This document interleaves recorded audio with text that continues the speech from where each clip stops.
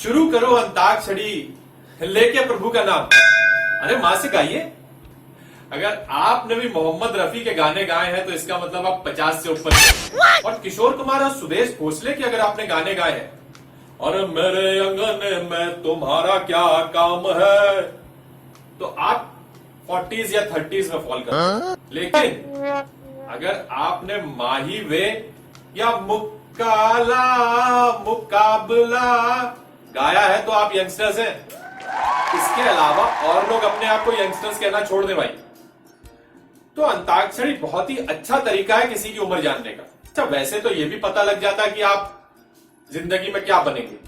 होनहार वीरवान के हो चिकने पात, ये कहावत अब जाके हमारे समझ में आ रही है कि होनहार वीरवान के हो चिकने पात। भाई हम ठहरे सरकारी स्कूल वाले। हमारे स्कूल में बच्चों की 3 कैटेगरीज हुआ करती थी। पहली कैटेगरी जो सबसे आगे बैठते थे, फ्रंट बेंचर्स, जो टीचर के बहुत चहेते हुआ करते थे। उसके बाद होते थे मिडिल बेंचर्स। मिडिल बेंचर्स वो होते थे जिनको कुछ बात समझ में आती थी, कुछ पढ़ाई समझ में नहीं आती थी, फिर वो बाहर जाके ट्यूशन लेते थे। फिर उसके बाद आते थे बैक बेंचर्स। इनको पढ़ाई से कोई मतलब नहीं होता और ना ही पढ़ाई इनका कुछ बिगाड़ पाती थी। ये अपने ही फैंटेसी वर्ल्ड में बिजी रहते थे। इनका काम केवल ये होता था, ये देखना कि कौन लड़का क्या कर रहा है, कौन लड़की किस लड़के से बात कर रही है। अच्छा, मनी मन में ये किसी को दिल भी दे बैठते थे और ये इनके अगल बगल वालों को मालूम होता था, सुन तेरी भाभी है, ध्यान रखियो। अच्छा, ये सब भी उनको बताते थे। ये पता है वो फ्रंट बेंचर वाले से बात कर रही थी। अब कोई प्रॉब्लम रहेगी इनके पास तो आएगी नहीं, मैथ्स की प्रॉब्लम सॉल्व करते फ्रंट बेंचर्स के पास ही जाना पड़ेगा। अब इनका काम क्या है कि इंटरवल में या छुट्टी के टाइम पे वो फ्रंट बेंचर को पकड़ना और उसको समझाना, देख बे आइंदा से दिखाई मत देना उसके सामने, चाहे इन्होंने उससे कभी बात ना की। अच्छा, फ्रंट बेंचर्स की इंग्लिश बहुत अच्छी होती जबकि टीचर उनसे हमेशा हिंदी में बात करते, लेकिन बैक बेंचर्स की इंग्लिश हमेशा खराब होती जबकि टीचर उनसे इंग्लिश में ही बात करते हैं। You get out from my class, keep quiet, call your parents. तो अपने कुछ मित्र लोग बैक बेंचर्स एक बार गंज में घूम रहे थे। तो गंज में घूमते घूमते यूनिवर्सल तक पहुंचे। वहां पे देखा उन्होंने कि पोस्टर लगा हुआ, तब नई नई फेथ रिलीज हुई थी। फेथ एल्बम इंग्लिश की नई रिलीज हुई थी, काफी उसका नाम था। जैसे ही हम लोग एंटर किए तो साथ वाला भाई जोर जोर से चिल्लाने लगा, अरे भाई संजय दत्त की फतेह अंग्रेजी में आ गई। देखा तो फेथ। तो जैसे तैसे हमने वहां से नजरें चुराई और आगे बढ़े। तो जाते जाते वो बुक सेलर का मालिक जो है वो हमको मिला। मैंने अपने दोस्त को इंट्रोड्यूस कराया तो उसने उसको बोला नाइस टू मीट, और मेरा दोस्त भी सेम टू यू। फिर जो फजीयत हुई, जैसी बाहर निकले तो अपना दोस्त एक चौराहे पे खड़ा होके सामने दुकान को देख रहा। मैंने बोला क्या हुआ भाई?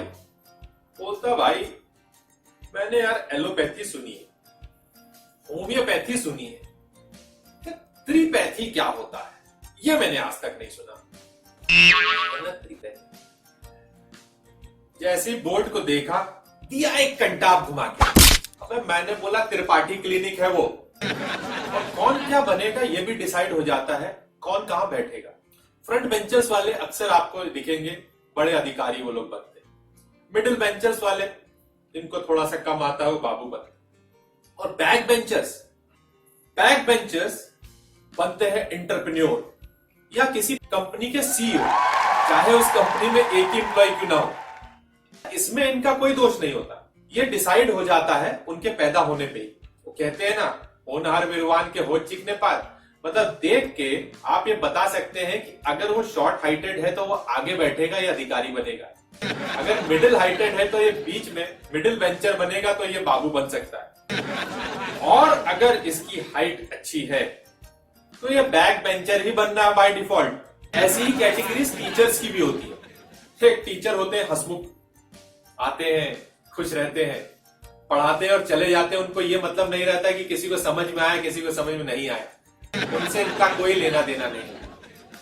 और दूसरे एक टीचर होते हैं फ्रस्ट्रेटेड टाइप के, वो सीधे पीछे बैक बेंचर से किसी को बुलाते हैं, 2 कंटास मारते हैं, उसको बाहर खड़ा करते हैं, फिर उसके बाद अपनी क्लास शुरू करते हैं। ये बात मुझे आज तक नहीं समझ में आई कि वो ऐसा करते क्यों थे, लेकिन खाई हमने बहुत। कुछ होते हैं खड़ूस टीचर, वो हर बात पे आपको डांटते हैं। आप कुछ पूछ लीजिए, आपको डांटना शुरू। आप चाहे उनको विश भी कर दें, तब भी उसमें भी वो नुक्स निकाल देंगे कि ऐसे नहीं करते, ऐसे करो।